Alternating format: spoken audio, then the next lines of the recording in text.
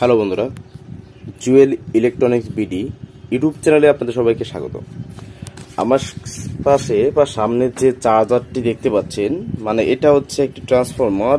এই সব কিছু মিলেই হচ্ছে একটা চার্জার। এটা হচ্ছে 5 ব্যাটারি বা ইজি বাইক চার্জার বা 60 ভোল্ট চার্জার। তো এটা অরিজিনাল কোম্পানির চার্জার। তো এই চার্জারটার সমস্যা কি দেখেন, এই সাইডগুলো ঠিক আছে, দেখতে ঠিকঠাকই দেখাচ্ছে। এটাতে আগে বার্নিশ করা ছিল। তো দেখেন এখানে একটা টেকনিশিয়ান দেখছিল হয়তো, এই যে একটা প্রাইমারি কয়েল বের হয়ে গেছে। এই যে দেখেন সেকেন্ডারি এবং প্রাইমারি কয়েল এইখানে এসে কিন্তু স্পার্ক হয়েছে বা সংস্পর্শে এসে গেছে, যে কোনো কারণে এখানটাতে কিন্তু পুড়ে গেছে, ডিরেক্টলি পুড়ে গেছে। দেখেন এই।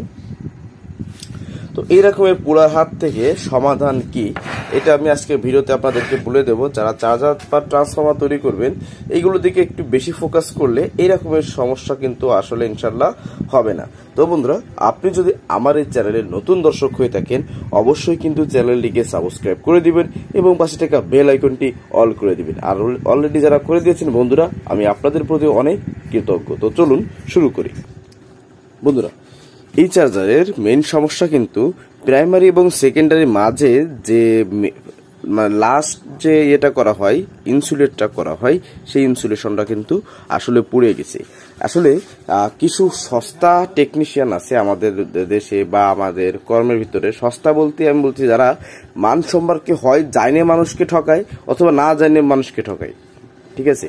এই ধরনের কিছু মিস্ত্রি টেকনিশিয়ান বা প্রযুক্তি আছে যেগুলো এরা ব্যবহার করার কারণে এই সমস্যাগুলো মেইন হয়। এবার এই কথাটা কেন বললাম, দেখেন এখানে যে ইনসুলেশন করা হয়, যে পলিটা দেওয়া হয়, এই পলিটা খুব বেশি হিট নিতে পারে না এবং অনেক দিন হিটের কারণে এটা কি হয়, আস্তে আস্তে এটা মরা হয়ে যায়, এটা হাত দিলে ভেঙে যায় ইত্যাদি। এখন এরকমের যদি হতে থাকে তাহলে প্রতিনিয়তই কিন্তু চার্জার আস্তে আস্তে একটু বয়স হয়ে গেলে এই যে ক্র্যাশটা হয়েছে ঠিক এই রকমের ক্র্যাশ হবে। আর এখানে দেখেন এই পর্যন্ত কয়েল ঠিক আছে, এই পর্যন্ত ঠিক আছে, এখান থেকেও ঠিক আছে, কিন্তু এইখানে এসে এটা কি করছে, এটা দুটো কয়েল সংস্পর্শে এসে এখানে একটা স্পার্ক হয়েছে, যার কারণে এখান থেকে কয়েলটা পুড়ে যায়, পুরো ট্রান্সফরমারটা শর্ট হয়ে গেছে। এখন এর সমাধান কি? আর সস্তা কথা কেন বললাম, দেখেন, এক, আমি জানি না তাই সস্তা কাজ করি।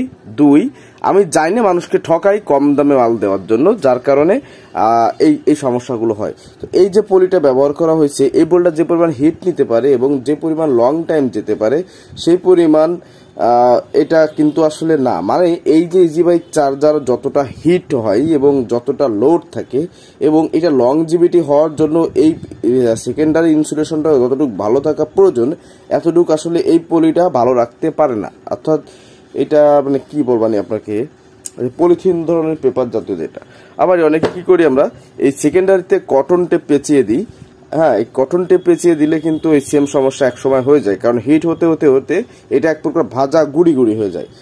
তো এটার সমাধান আপনাদেরকে আমি আজকে দেব। যদি আপনারা চান এইভাবে কাজ করলে আপনাদের চার্জারগুলো ইনশাল্লাহ এই জনিত কারণে আসলে পুড়বে না। দেখেন এইখানে এই কয়েলটা ভালো আছে, কিন্তু এইখানে প্রাইমারি সেকেন্ডারি কয়েল কিন্তু ভালো নেই। তো এর জন্য আপনারা কি ব্যবহার করবেন, কিরকম টেপ ব্যবহার করবেন? এইখানে তো আপনার বর্ডারে এই যে শোল্ডার মারা আছে দেখেন, তারপরও কিন্তু এই সমস্যা হয়েছে। এখানে আপনারা ব্যবহার করবেন ইনসুলেটিং গ্লাস ফাইবার টেপ। বন্ধুরা, এই টেপের কিন্তু আমি কোনো অথরাইজড ডিলার না বা এটা আমার কোনো স্পন্সরও না, কিন্তু বিষয়টা হচ্ছে এই যে টেপটা দেখতে পাচ্ছেন, আমি এই টেপগুলো ব্যবহার করি। এর আরও অনেক টেপ মানে আমার তো আসলে লাগে আনা থাকে, দেখেন। তো এই টেপগুলো আসলে ব্যবহার যদি করা হয়, সেখানে এই যে পুড়ে গেছে পলির কারণে, এই পলির জায়গায় যদি এই টেপটা ব্যবহার করা হয় তাহলে এরকম সমস্যা কিন্তু হবে না। সেক্ষেত্রে কি হবে, আপনার চার্জারটা অনেক লং টাইম যাবে, আপনার চার্জারটা অনেক দীর্ঘস্থায়ী হবে, অতিরিক্ত হিটেও এই ধরনের অন্তত সমস্যা হবে না। আর এটা কিন্তু অনেক রিস্ক। যদি প্রাইমারি সেকেন্ডারি কয়েল কোনোভাবে শর্টে মিশে থাকতো আর এই অবস্থাতে গাড়ি চার্জিংয়ে থাকতো, সেক্ষেত্রে কি হতো, গাড়ি বডিটা কারেন্ট হয়ে যেত, দুর্ঘটনা আরও বাড়তো। তো এটাই ছিল আজকে আপনাদের জন্য আমার নির্দেশনা বা সাজেশন। যেটাই নেন, বড়রা সাজেশন হিসেবে নেবেন না, ছোটরা নেবেন। তো এই হচ্ছে মেন বিষয়। তো বন্ধুরা, আজকে ভিডিওটা আমি এই পর্যন্ত রাখতেছি। আর আমার মূল টপিক ছিল আপনাদেরকে এই বিষয়টা বুঝে বলার জন্য, কারণ আমরা অনেকে এই ভুলগুলো করি।